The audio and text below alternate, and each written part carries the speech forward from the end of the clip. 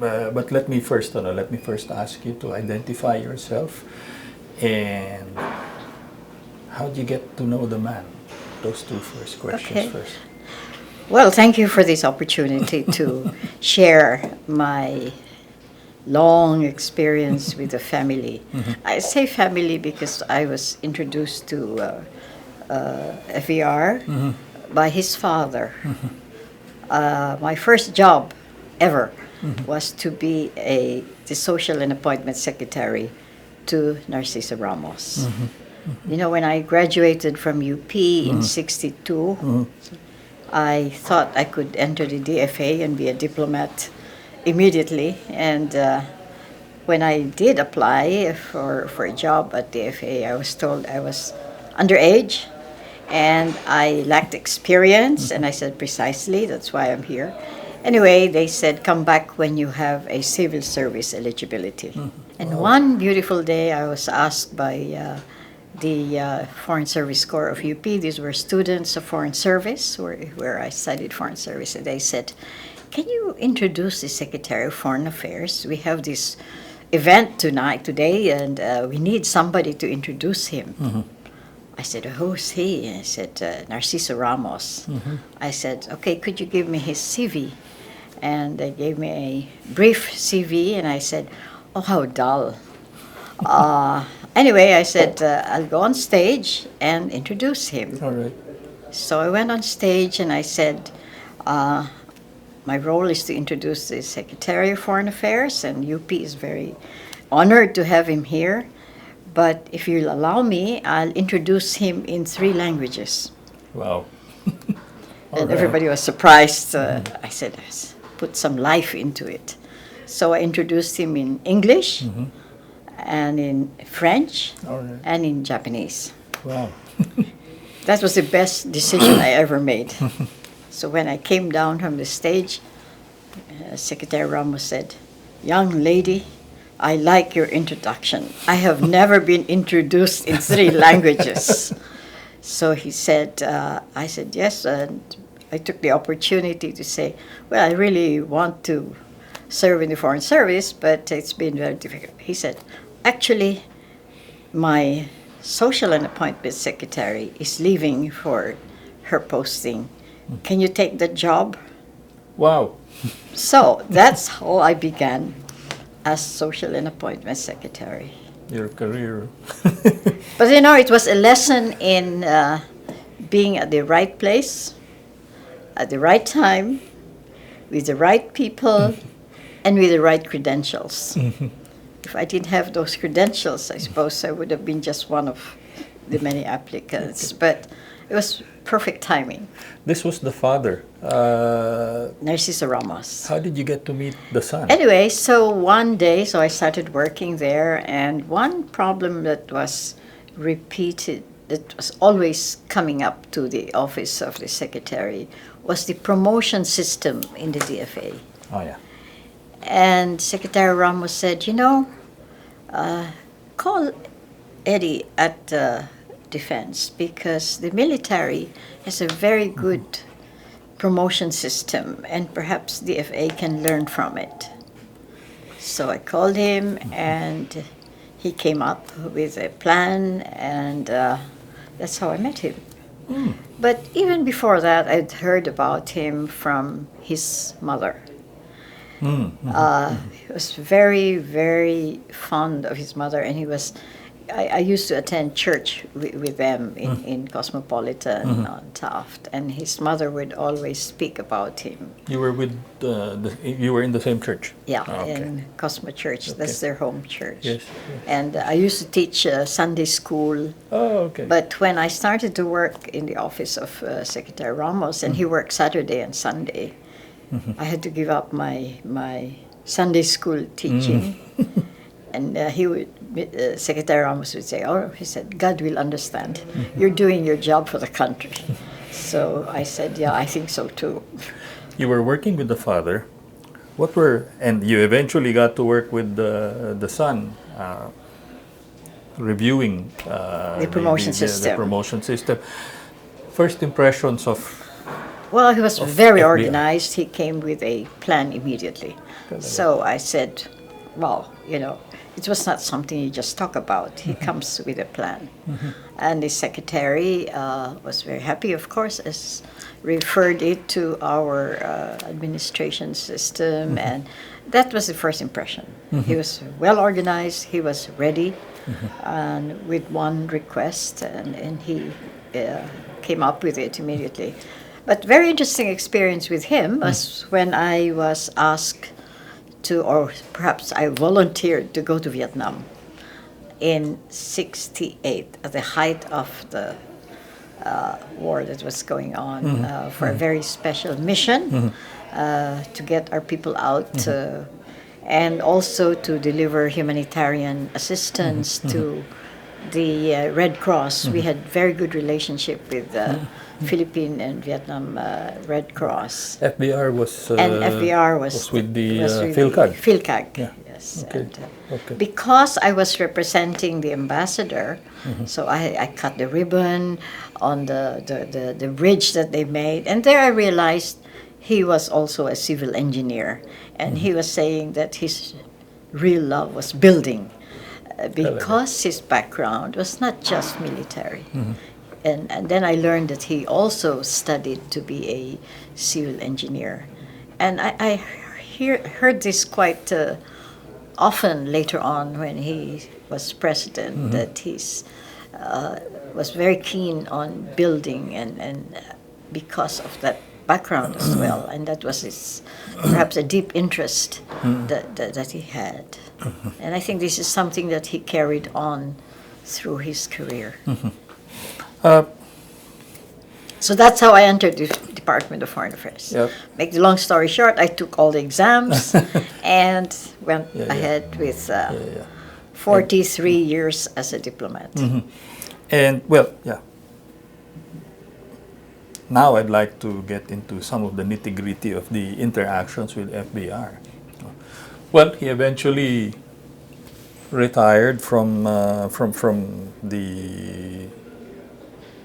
military, served on as incidentally, what was it like when give me some insight into your thoughts when you found out that he broke away from Marcos. I was then where were you posted? I was then in Bonn, in Germany. Okay, Germany, all right. So when People Power took place, I was not completely surprised that there was something.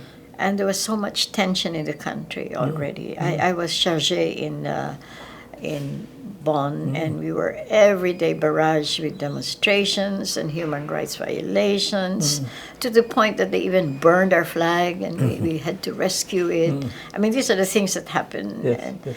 it was very tense. And then even Senator Shahani, actually she was the first one to withdraw, right? Yeah. And then there were calls for FBR to withdraw support as well. Yeah, well, in my case, I was chargé in Bonn, and we were in a situation with Philip Mabilangan and Ambassador Manalo, and the press was hounding us, you know how it was. And we issued a statement. And the statement was, because we were all career diplomats, this is the difference. When you're Yes. a career diplomat, you serve a presidency. There is an office that you are sort of held on to. Not the person, but the office. That's right. The presidency to us was very important. And we issued a statement which was printed in the Herald Tribune. And it was a very short statement, and we call on the authorities in the Philippines to avoid any bloodshed that would hurt the Filipino people. That was our statement. But some colleagues resigned, and it was a tumultuous time in the Foreign Service because we were out there in the front line. But and I was chargé, so I had to do that. And we had all the drama also in the office, because the second day, I think, of People Power, we had CNN team that was covering Europe. They Yes. came to see me, and they said, Madam, we would like to get a visa. We might stay on in the Philippines if this will erupt into something really messy and bloody, etc. I said, I hope not. I hope you don't go for that situation. But it was very interesting that this CNN group asked permission that if they could have a continuous information from the U.S. Embassy. And because US the Embassy? U.S. Embassy, of course, CNN is an American firm, and they said, do we need to come? Do we need to come and cover? So they said, could they call here? I said, sure, they can call here. And that's when I learned, before people here learned, that the helicopter was leaving the embassy grounds to pick up President Marcos. We knew it. Oh. People did know it here. Oh, okay. It was drama, Oh, you know. oh. And of course, the Filipino community, they were all in the embassy asking us to do something. What could you do at that point? So we had the CNN team there, and when I broke the news that the CNN team would not go anymore, it would be the third team. They had two teams, I think, in Manila at that time covering it. And if it turned out into a real bloody mess, that they would have to come and cover it. But they didn't. So I reported this to the Department of Foreign Affairs. Some people in the DFA said that will never happen. The president will never leave. So this is quite a situation in the DFA. Then you get to know who's who in the department. Interesting. So you knew beforehand that Mr. Marcos I was had lines to him and to Ranjit, to Chanda. Okay. And I said, a helicopter is coming. Helicopter is coming. And I think they had known also. Anyway, to make a long story short, this was a turnaround in the way the world looked at us. From demonstrations against us to demonstrations in our favor. Yeah. That's how the world welcomed this event. Bloody, But I yeah. forgot to tell you that when I got married, he was my wedding witness. Oh, okay. And Nice. yeah, it was supposed to be his father, but he uh-huh. was sick or he was overseas, and he said, "You ask Eddie. I think he can represent me." So that's how okay. it was. So he stood in So, for yeah, secretary. and that was, you know, in time the relationship. Like I knew the kids, I knew the, and people thought I was part of the family already because of that close relationship. So And anyway, that was a drama. So you knew beforehand, Mr. Marcos was on his way Yeah, out. because He was this, going this, to be picked this, up by. this plane was not had taken off, Yeah. and I don't know how much the people in Manila knew. They had taken off and to take cut And you clean. communicated Of that course. development to Of course. FVR. And you know who I was communicating with? Sino po? Betty Go Belmonte. Oh, okay. Betty Go Belmonte. And so when this thing happened, and my husband was chief editor of German television, he said, we have to cover this. And so they brought a whole team, the glorious people power, and he had the opportunity to have one of the first interviews with him because they knew each other. Fast forward a few years, he becomes Secretary of Defense, makes a bid for the presidency, and eventually wins it. No? How did that development take to the Foreign Service Corps? I mean, I think if there's he was any pedigreed. if there's any government office that was jubilant about his election as president, it was Foreign Affairs. Because we felt that here was a man who knew what foreign policy was, who was conversant with national interest. And those are the main preoccupations that we and he knew a lot. And he he was always accessible to us, especially when his father was Secretary of Foreign Affairs. So he had a global view, which we knew he had, and therefore we could identify with him and he with us in the career service. So may expectations na... Yeah, and we were very proud. We felt that he was one of us. I thought, from our point of view anyway, because he knew, his experience in the military, he knew what the ranks and what the rank and file feel, and that is also the way he saw us. That he was familiar with us, and he, during the time that his father was Secretary of Foreign Affairs, I'm sure he had a lot of dialogues with him, and these are two career departments that has maintained its professionalism, Yes, yes. and so there is that synergy that happened between the two, that it was, he understood us, we understood him, where he was coming from. In a way, that's, we always said we appreciated his global perspective, but at the same time he had a local base, which is also important for us, and reminded us that it's nice to be out there in all these places, but you must be able to know what's happening on the ground in your own country. And that's what he represented to us. Okay. A man with a global perspective, but who had a very strong local base. Okay.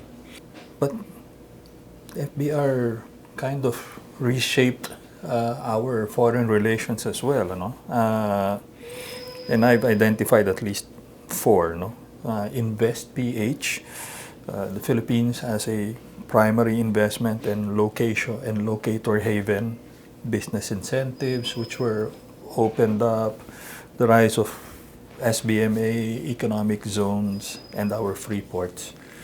He wanted to do business with the world. Yeah, he always called himself the salesman of the Philippines, the number one salesman. And this is how he motivated all of us, that we were salesmen. As diplomats, we are salesmen, women for the country. And if you look at national interest, what are the national? You have to be competitive in the region. And we were very happy with PESA, of course. That's a real step forward in attracting, we have been in the doldrums for so long. We had been. And so these initiatives to put Asia in terms of, to put the Philippines in the Asian map as a country that offered all these similar or even better conditions for foreign investments, because this was crucial to any country's survival. And at the same time, we were competing with the rest of ASEAN, at least. And I think his worldview was very important in seeing that you've got to put the economy forward. He could do that because politically he was comfortable. We went through a lot of challenges to the previous administration, attempted coup d'etat, etc. All that political instability was addressed as he went on, and the next step is your economic progress. And I think for me, one of the initiatives, PESA, if you look at PESA's performance in the past years, and also chose the right person for it, I think those are very important ingredients in making sure that we become an attractive place for doing business in the Philippines. And this has also inspired me a lot to more or less paradigm shift for me in terms of course, as diplomats, you learn about the political situation, security. But with him coming and telling us, you are all salesmen, and he had a dialogue with us, and he said, I am your number one salesman. That meant a lot to us. He was prepared to roll up his sleeves and say, do this for the country, promote the economy, get investors in. We will take care of the attractive elements, the elements that would attract foreign investments in the country.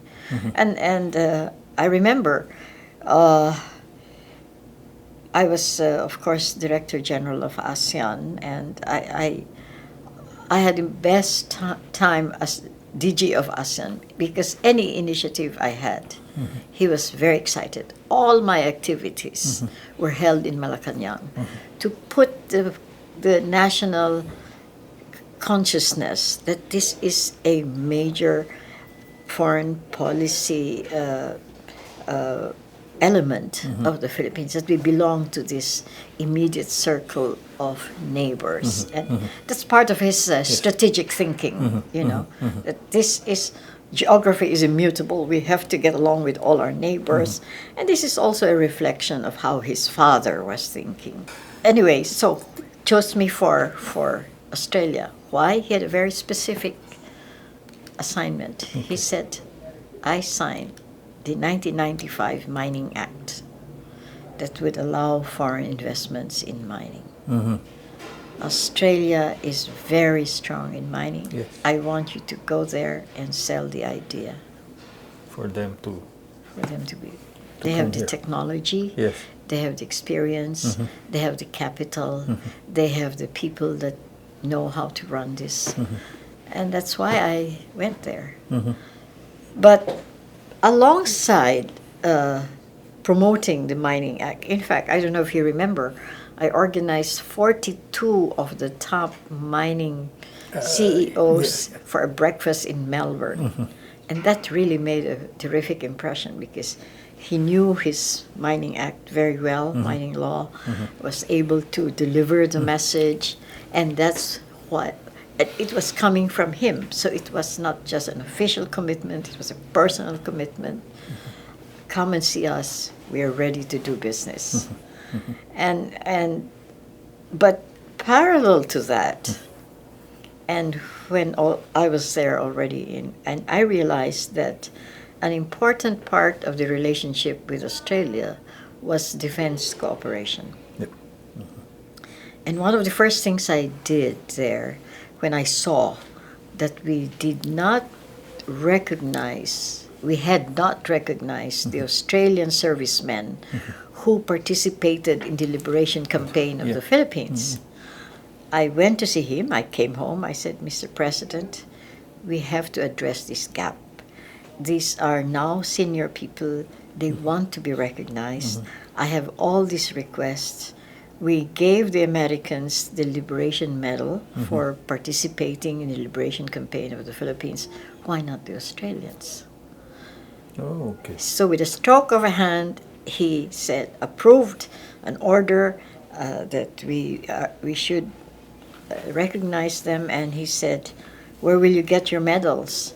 Because I said there's about 5,000. I said, well, I'll find a way. He said, I'll find a way. He charged that to the representation of the Department of Defense, National Defense. So I got all my medals. To me, that was the best investment, people-to-people investment we could have with Australia. I personally delivered 3,800 medals. Wow. And we have, I think, the best defense cooperation agreement with Australia. Yeah. One of the things that we negotiated for was to allow the families of our trainees to go with them to Australia, which doesn't happen in other training programs. So, I mean, all of this, he understood very well. I mean, it could have been a different person if I said we should give them medals. They wouldn't understand why. But to him, his military background, he had a strategic mind, and he looked at the immediate neighborhood in the region. He had not just bilateral but multilateral sense, made this possible. Incidentally, I was also at my assignment also included the war memorial ceremonies that he went to. Yes, But because that's that was in Canberra, not Melbourne. do you know, I saw in the Australians their keen desire to have a manifestation of belonging to somewhere. And this linked them with us. And that we recognize this. That's why 2 years ago, suddenly the Australian government, to celebrate 70 years of Australia-Philippine relations, they decided one unique award. Give it to me. Because they never felt this recognition of their participation in an Asian drama, to call it. I mean, that's not the way to call it war, but that linked us. And President Ramos recognized immediately that this was a great thing to do. And the strategic value as well, of bringing in an additional ally. An ally who has the means Yep. to do what they promise you to do. Economic, Yeah. defense, diba? But are we on now? Yes, we are. Anyway, so that was one of the products of that visit, and that's why there was a very, very warm welcome to him. And then one of my initiatives, of course, I said, Mr. President, you have been very vocal and very supportive of Mindanao and BIMP IAGA. Why don't you leave Australia from Darwin and land in Davao? Yes. Because you have been saying that Mindanao should be considered our gateway to ASEAN rather than the back door. BIMP IAGA, just for purposes, is Brunei, Indonesia, Malaysia, Philippines, East ASEAN Growth Area. There you are. And you see, we have, I sense that this has not prospered. But you know that the Asian Development Bank has all the expertise for this. And this is what I've been trying to, when I understand Paul Dominguez is in ADB because they have a lot, but of course he's taking charge of other countries. But I remember that they had a special section, I think they still do, on BIMP IAGA because the ADB economists were very keen to do projects on a sub-regional basis. They funded a lot of development of the Mekong Delta, for example. The Mekong Delta development of the ADB is a huge project. And I think, for me, in terms of not just strategic, but for economic reasons, it's time that we revisit BIMP IAGA. Yeah. Anyway, on an APEC, for example, I attended the first APEC in Blake Island in Seattle. 93. But I didn't go to Osaka, to Bali, and then to Osaka. Bogor. The fourth was here. I was already in Australia, and out of the blue, I get a phone call from Malacanang. He said, "Come home. You're going to be Secretary General of APEC." Okay. I said, "Oh dear, who said that?" He said, "Him." Because the lady who was handling it had a heart attack, Ambassador Gonzalez, and they needed one immediately to get into it without briefing or anything. He said, "Oh, she has organized all these ASEAN meetings." And who's familiar because you were coming from a very strong ASEAN And so tour of duty. he thought of me and called me and said, "Come home." I said, "Sir, I haven't finished my tour in Australia." "No, you are still ambassador to Australia, but you will also do this." And then he said very nicely, this is where I respect him a lot. He knows the history, he says, "After all, the Australians will understand why you are not there. They want APEC to succeed. So you're going to help them in this way." You know, he knows. I mean, how many people could reason out that way immediately? So I came home for APEC, and I said, "Mr. President, why are we having two venues, one Manila and one Subic?" He says, the important message here is to show the world that we are in Subic. It is Philippine territory. So again, it's part of his strategic thinking in terms of, although it was very difficult for us to organize this, it was the biggest ever we had for many, many years, this APEC summit. But it's also been said that was the Philippines' coming out party. Oh, yes. And Asia's newest tiger cub and all. so I felt privileged to have been invited to be part of that. But I tell you, I never worked so hard. But yeah, I know. Undersecretary Macaranas was hospitalized yeah, a couple of times. people were fainting. People were getting sick, and I said, "You can't get sick. You cannot afford to be absent. This is if you have a sense of feeling for the country, you're going to get up." I remember because shortly, well, correct me if I'm wrong, but shortly after the state visit was in '95, and shortly 95. after that, you were drafted for the APEC. And he said, team, you know, right? he was very kind. He said, you know, this state visit in Australia was so well organized. In fact, it was the biggest dinner that the Australians ever hosted for any head of state. Incidentally, was he? He's a very detailed person. Yes. So Complete staff work. you know, everyone says that. Actually, it was an exciting moment for APEC. Also, he developed those relationships, like with Chiang Cheh-min, and of course Bob Hawke, and all of this led to Boao Forum. So these four leaders got together and say, let's put the focus on Asia. So he roped in MSMEs, micro, small, and medium enterprises. Didn't want to leave the little guy behind, you know. Yeah, he was very conscious that this was important. And what also was something that we did a lot there was to convey to the general public what this was all about. I think this is what is being missed today when you have all these big meetings. It remains with the elite. And that's why we had this whole program of bringing APEC consciousness to the regions. And we had teams going all over the place.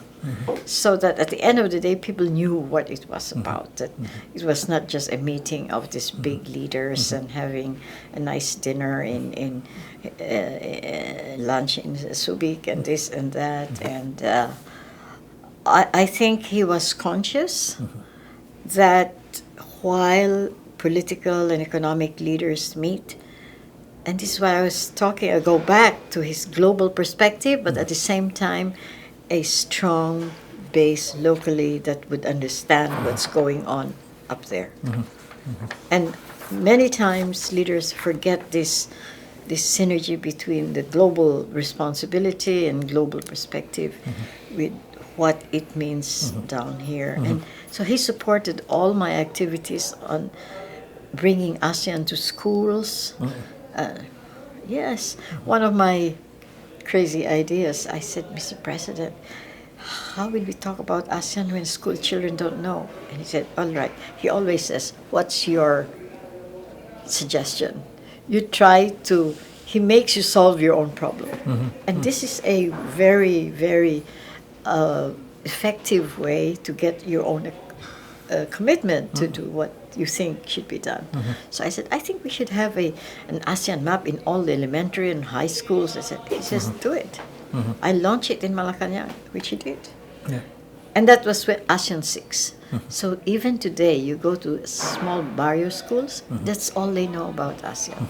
This poster made, and I went to Nestle company. I said, hey, I don't have money for this, but can you you can put Nestle there, but you pay the bill. He said, of course we want to do this. This is promoting as well. So win-win. And he said, I will launch it in the palace. Again, he puts Nothing national, is too big, nothing yeah. is too small.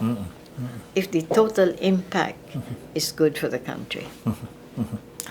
You talked about ASEAN, but I guess that's where FBR really exercised his very deftly, yung skill niya as a diplomat. He tapped into the synergies and energies of the region. You already mentioned BIMP Iaga, parked the Sabah issue so that we could get this going. But at the same time, we started with 6, and then he was able to bring into the fold. Well, it was ASEAN works collectively. Yeah. But So- diba the Philippines was pretty active in... if you attend an ASEAN meeting, this is, everybody has to be part of it. But he is But an we didn't- ASEAN, Ramos is an ASEAN figure from father to son. Oh. We were really in the radar screen. Put us Prominently. on the map there, and yeah, he used it as his stage, and And there was a leveraged, high level of respect. Oh. There was trust. I think trust is very important in ASEAN. Trust, your credibility, Yes. these are very important. The other thing is the regional forum, ASEAN Regional Forum. Yes. That was It part was it was part, but the problem in the leaders conference, the summit, is that at that time, they would shy away from the security issues, and I think there was- we pushed. it was not a comfortable issue to discuss to at that discuss. time, which was That's very ASEAN. yes. So yun nga, consensus and dialogue yung But eventually, during that 6-year period of his presidency, na-push yung pagbuo, ng regional forum, which became the venue for discussing the security issues. I think the other one also was engaging China, especially. Its growing- his relationship with Chiang Chih-min. I remember after the APEC 96, then Chiang Chih-min had a state visit, and I remember it was a wonderful evening that. You see, he's comfortable with leaders, and leaders are comfortable with him. In the dinner in Malacanang, it was not planned or anything, and Mrs. Ramos played the piano and singing, and we are good at entertaining. That's our forte, really. We were good entertainers. We're good singers. We're good singers, whatever. And suddenly, he asked Chiang Chih-min to sing. Can you imagine? To be able to make Mr. Chiang Chih-min sing, and Mrs. Chiang Chih-min sang, "Let Me Call You Sweetheart." I never forgot that. I said I was floored, And it's not every day that a leader can make another leader sing that way. The same thing with Clinton.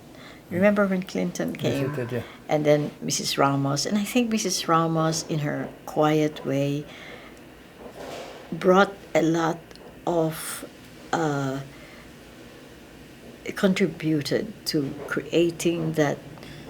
I mean, she wasn't stiff like a first lady. You'd think, but she was herself. She played the piano, which made Clinton play the saxophone. I mean, it's not everyone who can do that and do it comfortably and do it so willingly. So those two, to me, was very impressive. That he was able to make Chiang Chih-min sing to him and call him, "Let me call you sweetheart," whatever that means politically, But at the same time, you have this Clinton playing the saxophone. And I remember the security people were saying, no, he's not going to do it. But he did it. But he did. Because the whole atmosphere lent itself to creating that situation where he would do it. And it's a personality thing as well. He was comfortable with them. He could talk to it on any subject under the earth. He was comfortable with power, no?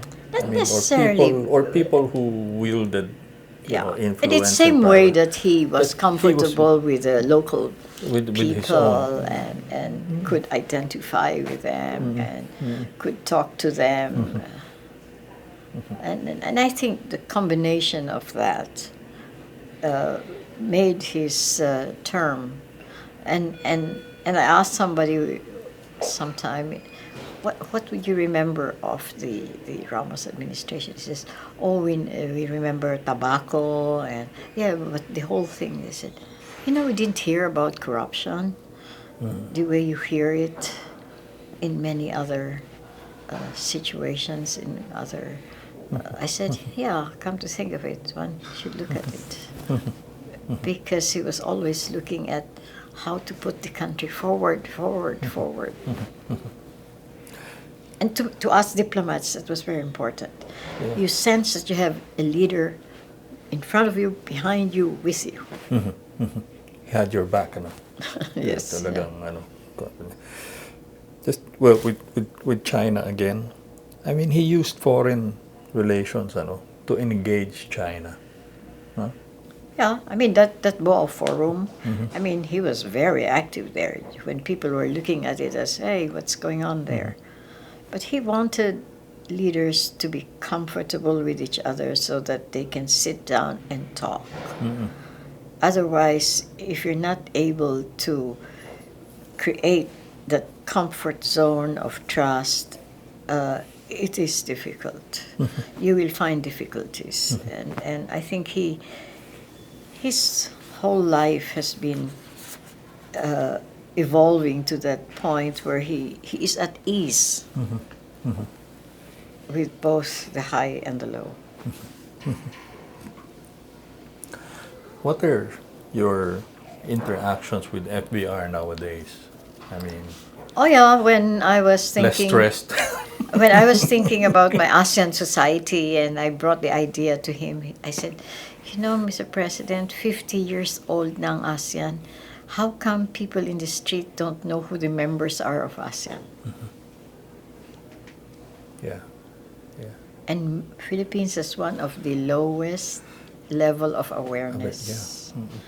So I said, are you sure? I said, yes. You look at all these studies. We are not anymore. I mean, Vietnam is even more aggressive in promoting ASEAN, And he said, again, he will ask you, what is your solution? I said, an ASEAN society that is a platform or a public space where the people who know about ASEAN can meet with young people, with old people, and talk about it. And hanggang ngayon, ASEAN pa rin yung frame ni FBR. So we came here to ask him, and he was wonderful. He even ordered a bottle of wine. Says, to the birth of ASEAN society. Sabi niya, are you sure hindi Asian society? Sabi ko, iba naman yung Asian society. To ASEAN society, bringing in the private sector, and it has to also dialogue with government, because still ASEAN is an intergovernmental organization. Yes. So it's up to these governments to make sure that it reaches out to its own people. Is there something that he could have done better during his watch? Was there something lacking? When time was too short. And I remember him, I said, after APEC, that was his really big thing. Can you imagine if we have another 6 years of this? He says, what's he usually say? He says, 6 years, one term is too short for a good one, but too long for a bad one. And I said, I think he would have wanted himself to do more, but the time frame was so limited that he could not really push through a lot of the initiatives, and that was unfortunate. But it's also our system that the next one doesn't carry on, and it's also because it's the party system, it's the political structure. It doesn't seem to augur well for continuity. And I've served in countries like Germany and all that, where continuity is very important. You may belong to different political parties, but the national interest remains constant. So I think that his time was just too limited for pushing on. But he did start, Oh yes, very there well. are a lot of very good and starts yeah. from his And end. in fact, when I was invited to Singapore, they wanted him very, very much to be there and also share, but he couldn't make it, as I was telling you earlier. And I felt I had to carry on somehow. I felt like a second generation because of Narciso Ramos. Yes. Meron ka bang is there an FVR moment for you? Or what is your most memorable FVR moment? Well, I told you in our wedding, he said, you better go through with this. He knew the significance of my marriage because before my time, all women diplomats had to resign if they married a non-Filipino. But the men could. 21 of them married 21 nationalities, and they continued their career. Service, yeah. And he was telling me, this is pure discrimination. Do it. And I did challenge the department, and I won. Because it's pure discrimination. Well, this is where synergy with him and with Letty, it worked. But anyway, I'm sorry. moment, I remember when he when I took my oath as ambassador to Australia, and there was an interesting press briefing afterwards, the normal press in Malacanang, and he said, I am very pleased to announce to you and to present to you the smallest ambassador to the biggest island, Australia. And I looked at him and I said, Mr. President, I may be the smallest ambassador, but I'm also the ambassador to the smallest continent. And he said, nalalo ka pa rin. But he enjoys a good repartee. He enjoys this exchange. Yeah. He likes the ball bouncing back, Yes. What do you want people to remember about FBR? What do you think could be his greatest legacy as president? To me, his sterling quality was he was an ideal public servant. He knew what public service meant. Putting the community's interest before everybody else, before anything else. And he saw it very clearly. His agenda was not himself. His agenda was the country. And if you look at what he talks about in terms of serving the country, I think it was deeply ingrained in his family. And if you look at Narciso Ramos, Fidel Ramos, Leticia Shahani, and I felt very privileged to have worked very closely with them. And I think that sense of public service, to me, is his strongest. When he says, kaya natin ito, it's not for himself. It's for everyone. It's everyone to build on and to contribute to a country, a collective effort. And as the leader who's trusted and with credibility, he can lead. He has led. And I think, I always say, when Gandhi had a very famous, if you want to find yourself, you do it by losing yourself in public service. Wow. To find yourself, you find yourself by losing yourself in public service. And I think that resonated with him, and his family. And I talk about family because I'm uniquely placed to have served the three of them in different areas of cooperation and relationship. The father was my direct boss as foreign minister. Early in your career. and with Leticia Hani. And she was also, I remember her being very clear about her mind. He says, look at the women in the Philippines. They need all the help that we can give. And he had, I opened the first embassy in Eastern Europe with her. Bucharest, Budapest, and East Berlin. So it's been a real journey, 43 years of my adult life was spent in diplomatic work. And each stage, I had this relationship with them. Yeah, the Ramos pretty close by. yes. And I think I was fortunate, and it was a privilege. I think not everyone gets this timing, and as I said, the right people, the right time, right people, the right time, the right credentials, because they wouldn't engage you unless you yourself are prepared to engage yourself. Thank you very much, ma'am.